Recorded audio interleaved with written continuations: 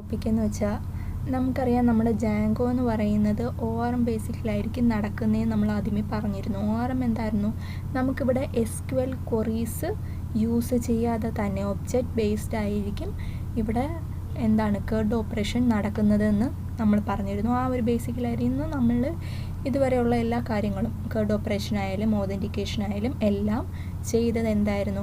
ORM ബേസിലായിരുന്നു ചെയ്തത്. Object relational mapping ബേസിലായിരുന്നു നമ്മൾ ചെയ്തത്. ഇവിടെ നമ്മളൊരു ക്വറീസും യൂസ് ചെയ്തിട്ടില്ല. പക്ഷേ നമുക്ക് ജാങ്കോയിൽ ക്വറി യൂസ് ചെയ്തിട്ടും CRUD ഓപ്പറേഷൻ ചെയ്യാൻ പറ്റും. പക്ഷേ ക്വറി യൂസ് ചെയ്യുമ്പോഴത്തേക്കും പിന്നെയും ഒരുപാട് പേർക്ക് അത് ഇൻട്രസ്റ്റ് ഇല്ലായിരിക്കാം. അങ്ങനെ ക്വറി യൂസ് ചെയ്യുന്നില്ലെങ്കിൽ ക്വറിയിൽ എന്തെങ്കിലും ഒരു തെറ്റ് പറ്റിയാലും നമുക്ക് കറക്റ്റ് ഔട്ട്പുട്ട് കിട്ടത്തില്ല. അതുകൊണ്ട് ജാങ്കോയ്ക്കുള്ളൊരു ബെനിഫിറ്റാണ് നമ്മുടെ ORM യൂസ് ചെയ്യാമെന്നുള്ളത്. നമുക്കിനി ക്വറി യൂസ് ചെയ്തിട്ട് എങ്ങനെയാണ് നമുക്ക് ഓപ്പറേഷൻസ് ചെയ്യാൻ പറ്റുന്നത് എന്ന് നോക്കാം.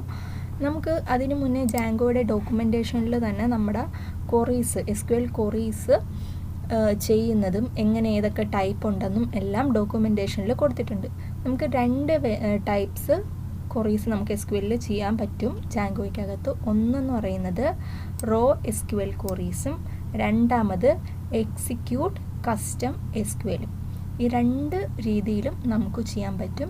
പക്ഷെ നമ്മളിപ്പം വന്ന രീതി അനുസരിച്ചിട്ട് നമ്മളിപ്പം മോഡലെല്ലാം ക്രിയേറ്റ് ചെയ്തിട്ട് നമ്മൾക്ക് സ്വന്തമായിട്ട് ഫോം ക്രിയേറ്റ് ചെയ്യാം, ഇല്ലെങ്കിൽ ജാങ്കോയിലെ ഫോം യൂസ് ചെയ്തിട്ട് ഓപ്പറേഷൻ ചെയ്യാം.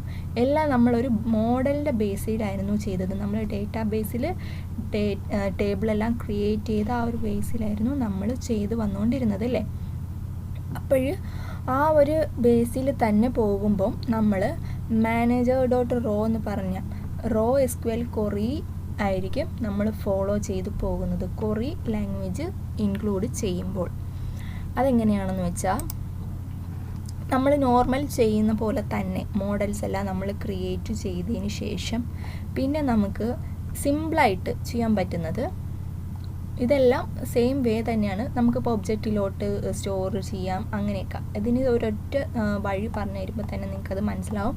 പിന്നെ നിങ്ങൾക്ക് ബാക്കിയുള്ള കാര്യങ്ങളും എങ്ങനെയാണ് ചെയ്യുന്നതെന്ന് നോക്കുമ്പോഴത്തേക്ക് പെട്ടെന്ന് മനസ്സിലാവാൻ പറ്റും. അപ്പോൾ അതെങ്ങനെയാണ് ചെയ്യുന്നതെന്ന് ഫസ്റ്റ് ഒന്ന് കാണിച്ചു തരാം. ഇപ്പം നമ്മൾ എന്തായിരുന്നു, നമ്മൾ ഔട്ട്പുട്ടിൽ നമുക്ക് ഹോമിലായിരുന്നു ഒബ്ജക്ട്സ് എല്ലാം നമുക്ക് റീഡ് ചെയ്ത് കിട്ടേണ്ടത്. അപ്പം നമുക്ക് എന്താ, ഡേറ്റാബേസിൽ നമ്മൾ സ്റ്റോർ ചെയ്ത് വെച്ചേക്കുന്ന ഡേറ്റാസ് എല്ലാം നമുക്ക് കാണണം. ഇത് നമ്മൾ ORM ബേസിലായിരുന്നു ചെയ്തത്. പക്ഷേ നമുക്കിപ്പം ഒരു SQL ക്വറി ബേസിൽ ചെയ്ത് നോക്കാം. അപ്പോൾ ഇതൊന്ന് കമൻറ്റ് ചെയ്ത് വെക്കാം. കമൻറ്റ് ചെയ്ത് വെച്ചിട്ട് ബാക്കിയെല്ലാം സെയിം തന്നെയാണ്. നമ്മൾ ജസ്റ്റ് ഒരു SQL ക്വറി ആഡ് ചെയ്യുന്നേ ഉള്ളൂ. അതാണ് manager.row SQL ക്വറി വെച്ചിട്ടുള്ള ഒരു ബെനിഫിറ്റ് എന്ന് പറയുന്നത്. നമുക്ക് പെട്ടെന്ന് മനസ്സിലാക്കാൻ പറ്റും ഈ ഒരു വേയിൽ നമ്മൾ വന്ന. ഓക്കെ, ഇപ്പം അതിന് നമ്മൾ ചെയ്യുന്ന, ഇപ്പം നമ്മൾ OBJ എന്ന് പറഞ്ഞൊരു ഒബ്ജക്റ്റ്, ആ ഒരു ഒബ്ജക്റ്റിലോട്ട് നമ്മൾ നോർമലി എങ്ങനെയായിരുന്നു ചെയ്തത്, OBJ എന്ന് പറഞ്ഞ ഒബ്ജക്റ്റിൽ രജിസ്റ്റർ എന്ന് പറഞ്ഞ ടേബിളിൽ ഒബ്ജക്ട്സ് എല്ലാം കോൾ ചെയ്തെടുത്തു. അതേപോലെ തന്നെയാണ്. പക്ഷെ കുറച്ച് ഡിഫറൻസ് ഉള്ളതെന്ന് വെച്ചാൽ OBJ എന്ന് പറഞ്ഞതിനകത്ത് നമ്മളുടെ മോഡൽ നെയിം എന്താ, രജിസ്റ്റർ എന്നാണ് നമ്മളുടെ മോഡൽ നെയിം. അതിനുശേഷം എന്താ വരുന്നത്, ഒബ്ജക്ട്സിനെ വിളിക്കണം. പിന്നെ നമ്മൾ എന്താ യൂസ് ചെയ്യുന്ന ക്വറിയുടെ പേരെന്തായിരുന്നു, റോ SQL ക്വറീസ് ആണ്. അപ്പം എന്താ, നമുക്കവിടെ റോ എന്ന് പറഞ്ഞ് കൊടുക്കണം, RAW. എന്നിട്ട് നമ്മൾ ഓപ്പൺ ബ്രാക്കറ്റിനുള്ളിൽ ഡബിൾ കോട്ട്സിൽ വേണം SQL ക്വറി പറഞ്ഞു കൊടുക്കാനായിട്ട്. സെലക്ട്, ഇപ്പോൾ നമ്മൾ ആ ഒബ്ജക്ട്സ് എല്ലാം വേണമെന്നുണ്ടെങ്കിൽ സെലക്ട് സ്റ്റാർ ഫ്രം. അത് കഴിഞ്ഞ് നമുക്ക് കൊടുക്കേണ്ടതെന്ന് വെച്ചാൽ ഫ്രം കഴിഞ്ഞിട്ട് കൊടുക്കേണ്ടതെന്ന് വെച്ചാൽ ആപ്പിൻ്റെ പേരാണ്. ഇപ്പം എന്താ ആപ്പിൻ്റെ പേര്, അണ്ടർസ്കോർ, പിന്നെ നമ്മളുടെ മോഡലിൻ്റെ നെയിം രജിസ്റ്റർ. ഇങ്ങനെയാണ് നമ്മൾ SQL ക്വറി എഴുതുന്നത്. എങ്ങനെയാണ്, നമുക്ക് എവിടെയാണോ ഏത് ഫംഗ്ഷനിലാണോ എഴുതേണ്ടത് അവിടെ. നോർമൽ നമ്മൾ ചെയ്ത ആദ്യം എങ്ങനെയായിരുന്നു, register.objects.all എന്നായിരുന്നു. അതിന് പകരം register.objects. നമ്മൾ റോ SQL ക്വറി യൂസ് ചെയ്യുന്നതുകൊണ്ട് റോ എന്ന് പറഞ്ഞ് കൊടുത്തു, ബ്രാക്കറ്റിൽ ഡബിൾ കോട്ട്സിൽ എന്താണ് ക്വറി എന്നുള്ളത് പറഞ്ഞു കൊടുത്തു. Select star from edu app _ register, നമ്മൾ ആപ്പിൻ്റെ പേര് _ മോഡലിൻ്റെ നെയിം. ഇനി നമുക്ക് റൺ ചെയ്ത് നോക്കാം. നമുക്കിപ്പോൾ എന്താ, നമ്മളെ ഹോം പേജിൽ ഡേറ്റാബേസിൽ ഡേറ്റാസ് ഫുള്ള് റീഡ് ചെയ്ത് എടുത്തിട്ടുണ്ട്. നമുക്ക് ഇത്രയും ഡേറ്റാസാണുള്ളത്, അത്രയും ഡേറ്റാസും അവിടെ റീഡ് ചെയ്ത് എടുത്തു. ഓക്കെ, ഇങ്ങനെയാണ് നമ്മൾ ക്വറി യൂസ് ചെയ്ത് നമ്മൾ ജാങ്കോയിൽ ചെയ്യുന്നത്.